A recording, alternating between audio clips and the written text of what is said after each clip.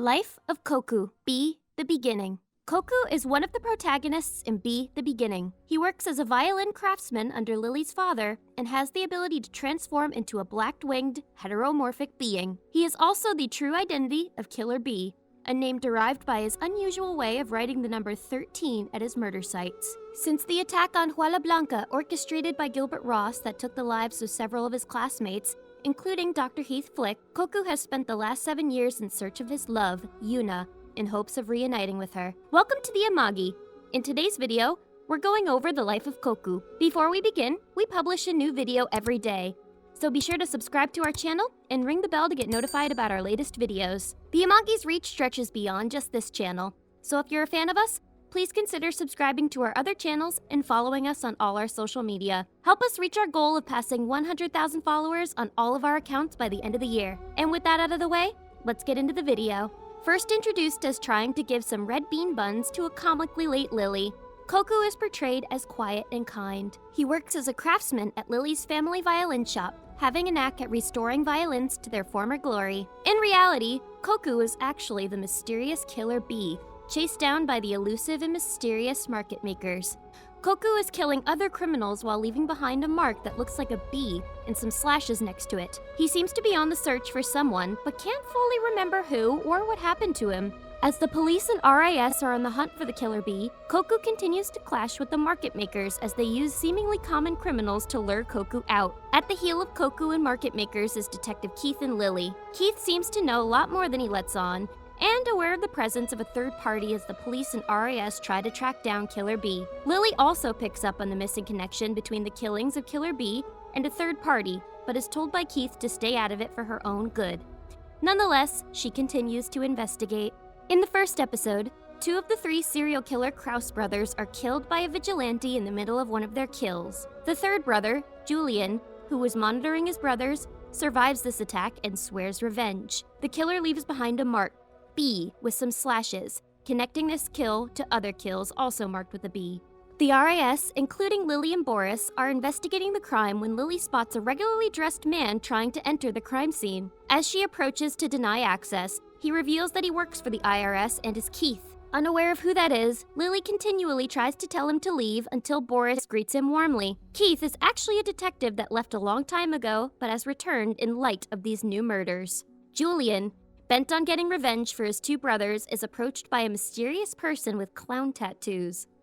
This person seems to have quite a bit of a pull and knows exactly what to do to draw Killer Bee out. Their plan is to take a tank and wreak havoc all over town before then disappearing in a tunnel. Inside the tunnel, the mysterious clown man has his teammates take care of the tank while he takes Julian to the train. Once Killer Bee shows up on the train, the mysterious man, Quinn, disposes of Julian before attacking Killer Bee, but is easily overwhelmed and killed. His teammates realize his demise is inevitable and move to leave him in the tank to make their own getaway, as the RIS and Keith have realized that the criminals were using the old underground tunnels to make their getaway. In the aftermath, the RIS find the train wrecked into the shape of a bee, and wonders how Killer Bee could control such a thing. In the second episode, Koku is seen working in Lily's father's violin shop along with her brother. Both men are in awe of his skills, and Koku tells them that he enjoys being a craftsman because even if he dies, a part of him will still live on in the violins he fixes. The assemblyman, Ed Kyle, is dead, along with the marking of B,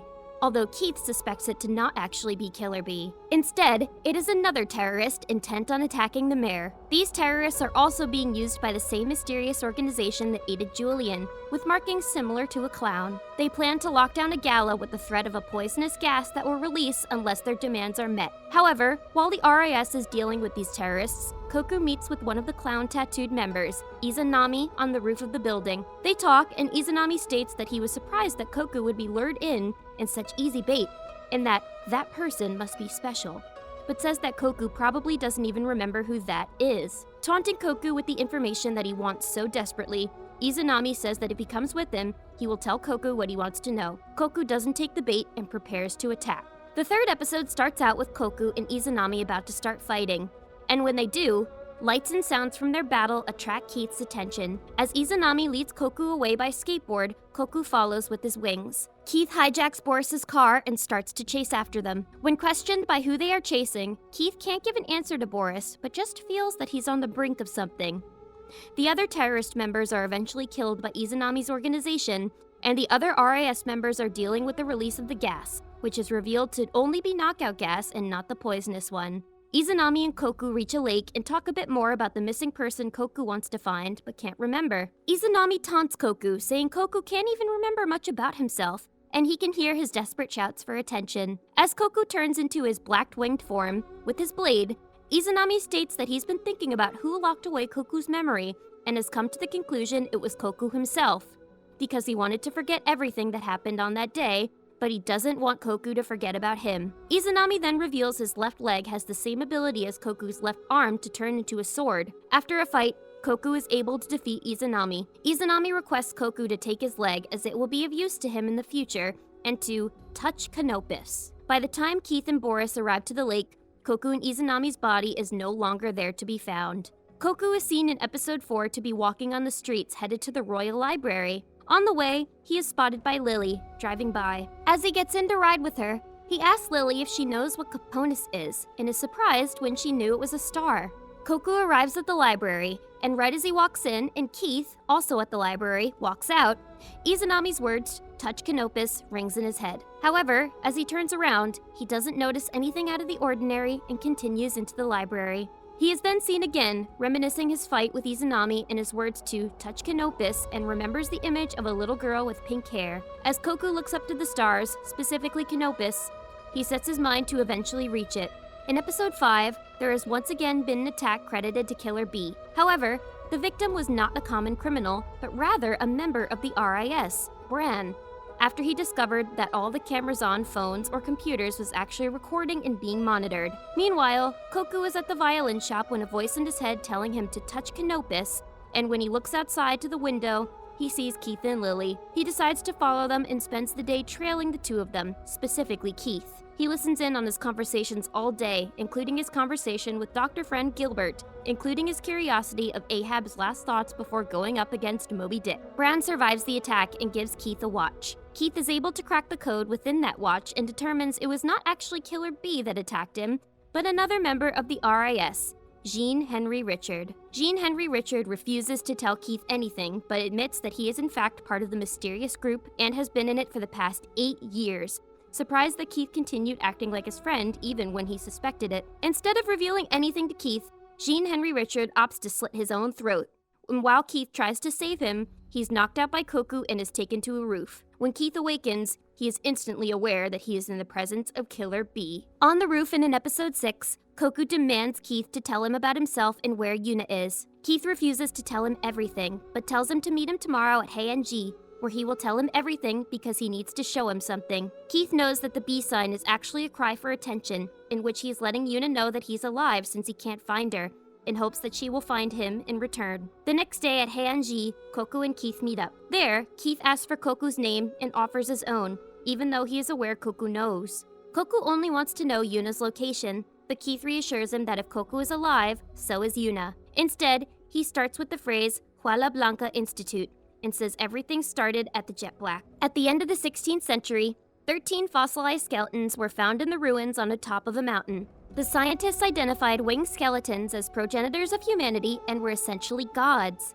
Thus, there the project to resurrect these gods began. Since the king and government realized this project could have monetary value, they gathered donations under the pretext for resurrecting these gods, and built the Jaula Blana Royal Scientific Institute, where many of the top researchers gathered to work on resurrecting the gods. However, some of the researchers were blinded by the money and became corrupt, spending days wasting away on different projects, specifically the inbreeding program, which produced malformed, insane offspring called the Promising Ones. These were created again and again over centuries, and when rumors that the program would be shut down, one of the researchers proposed to the king to create a program that would balance the kingdom's fear and tranquility inside and outside the kingdom. Thus, the Promising Ones became part of an elite government agency to maintain order and chaos, which is known now as market makers, allowing the facility to continue. It was after this program began that the progress on resurrecting the gods actually progressed. 2 lives were born to show them the way of success.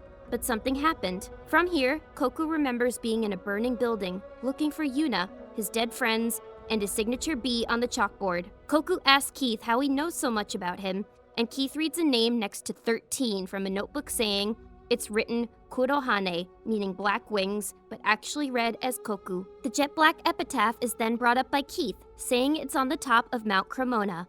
Through advances in genetic research and deciphering that inscription, their research was able to progress. The inscription contained a record of abilities in form of the god's bones. It was the help of the 3 cellular biologists from Japan that led to the birth of Koku and his guardians. One of the 3 biologists was Dr. Kazuma, Keith's father. Keith also reveals that one who was able to decipher that inscription was himself, age 12. At that moment, Koku feels the presence of someone watching over them, with intent to attack.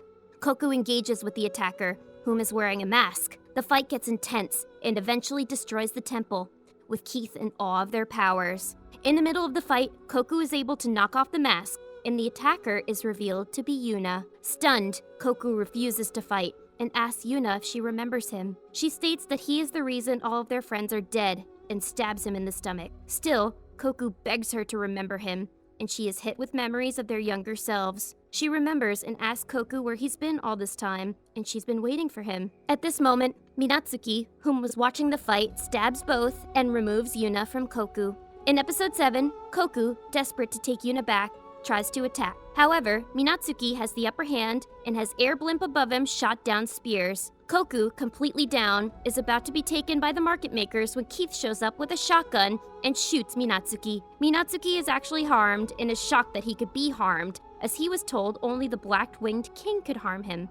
Lucia tells him to retreat, for if he doesn't fix this as soon as possible, it would be irreversible. Thus, Koku and Keith are able to escape, and Keith remembers what his father said about Koku being drawn to Keith because of his relation to Dr. Kazuma and to guide Koku as well. As this all happens, a flashback of Koku's parents reveals what happened on that day. It is of him and Yuna when they were younger, surrounded by other children. 3 boys gather around Yuna and begin to tease her, prompting Koku to show up and tell them to leave her alone. As they tease Koku for always showing up for Yuna, they also push him down. However, he is still brought into the building by them, signifying that they still do care about Koku and do not just mercilessly attack him. Koku wonders why he belongs in this institute when he is not strong like the other kids and can't even use his left eye on people. Dr. Kazuma tells him he does belong, but Koku doesn't understand. Then, Yuna and Koku are talking by the river, a distance away from the institute, and Yuna thanks him for protecting him. She's also aware that if they're seen talking again, the other kids would tease him.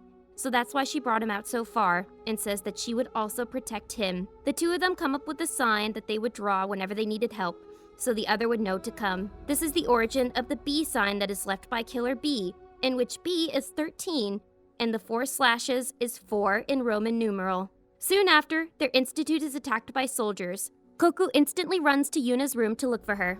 Dr. Kazame watches and tells Kirisame to take Koku to somewhere in the woods instead of the shelter because Koku must be protected. Kirisame listens and takes Koku away while telling him Yuna will be alright. Instead, Yuna is actually in a classroom with their sign drawn on the blackboard, waiting for Koku. Yuna is approached by 2 children, Minatsuki, who is claiming to be Koku's older brother, and Izanami. Minatsuki tells her that Koku is waiting and leads her away, as Izanami looks on slightly suspiciously. The 2 children are then found by Dr. Kazame, who is grateful that they're okay and warns them to go. However, they are cornered by soldiers, and then Minatsuki stabs Dr. Kazame, claiming to never be his spare parts, and sides with the soldiers. As Dr. Kazame falls, he begs Minatsuki to not listen to him, a mysterious person leading the soldiers. As Koku and Kirisame run towards the tree shelter, the soldiers arrive and start shooting at them.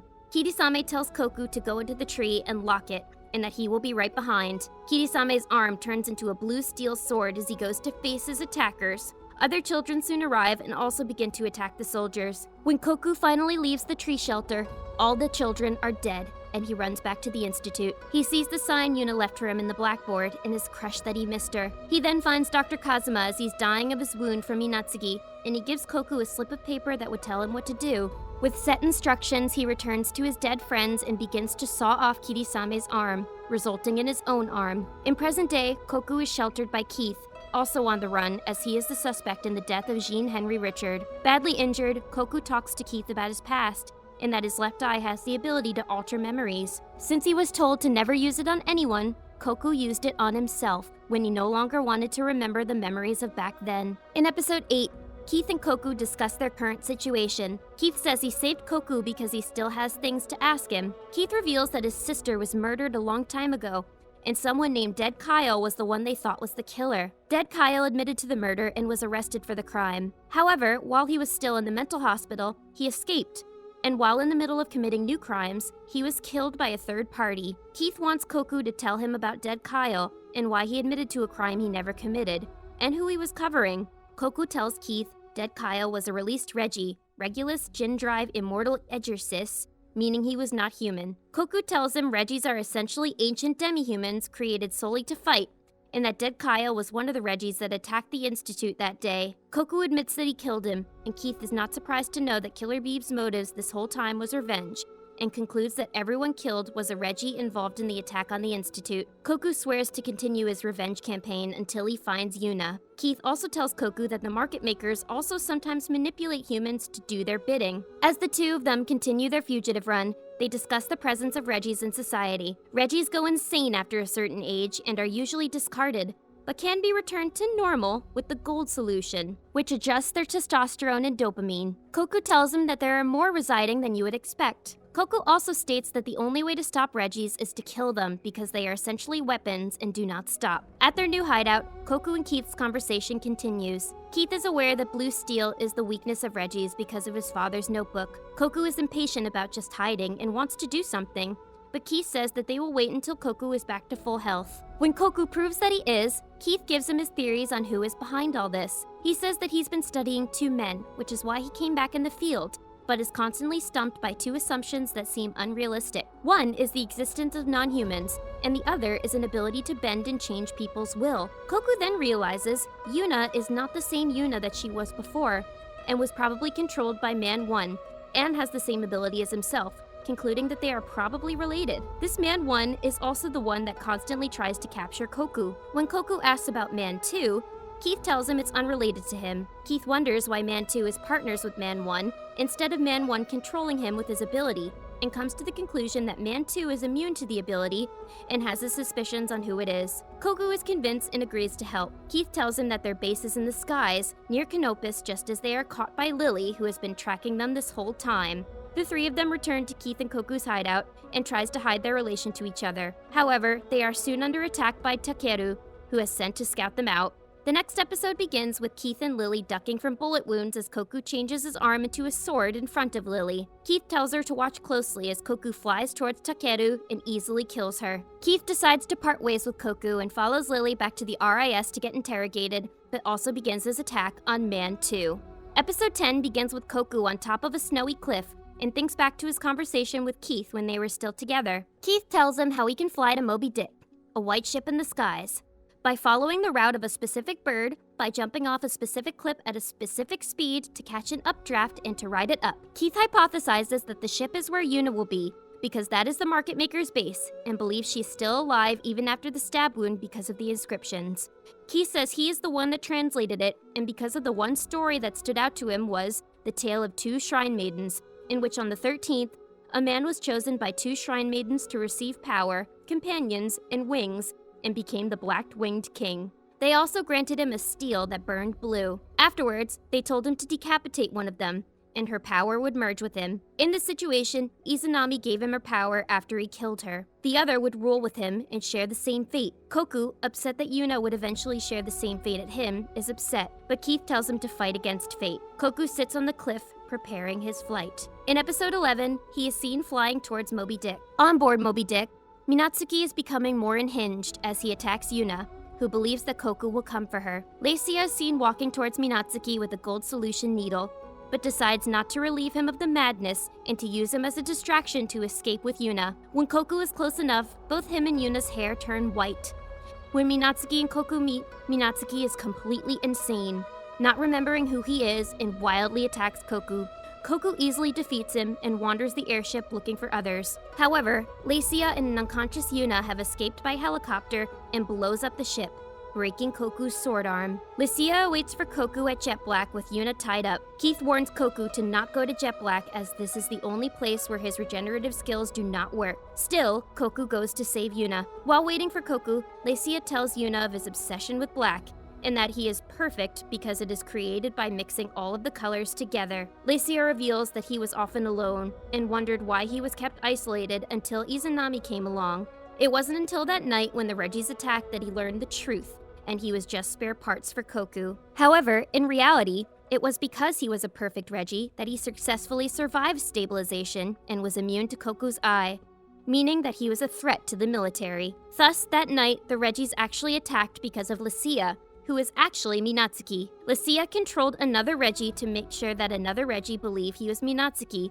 and to run his plans while he himself hid in the shadows. He has aspirations to become the Black-Winged King, and must kill Koku to achieve that dream. When Yuna disagrees, he stabs her, but refuses to kill her until she watches Koku die. In the final episode, episode 12, Koku arrives at the Jet Black and begins to fight Minatsuki, who takes advantage of Koku's inability to regenerate by shooting him and stabbing him as Koku's body is not in peak condition. Finally, Minatsuki torments Koku by telling him after he digs out Koku's eye, Koku can join his other friends in heaven. However, Koku disagrees, saying all his friends are with him inside as he is living for him. Agitated, Minatsuki goes to pull the knife he stabbed in Yuna, resulting in massive blood loss. Koku surprise attacks Minatsuki one last time and uses Izanami's sword leg to cut Minatsuki's head off. Afterwards, Koku leaves Jet Black with Yuna in his arms. In the epilogue, Koku and Yuna live with Keith, and when Lily comes back to pick Keith up for the first day back on work, she looks for the two of them. When told they left, she accepts and hustles Keith into her car so they can head to work. As they talk, she sees them on the street out of the corner of her eye and makes a sharp U-turn and offers them a ride, willing to ditch work to hang out with them. While Yuna agrees, Keith and Koku states that there is no space in Lily's two-seater and refuses. Did you enjoy our video? Be sure to check out these other great videos from the Amagi, and make sure to subscribe and ring the bell to be notified about our latest videos.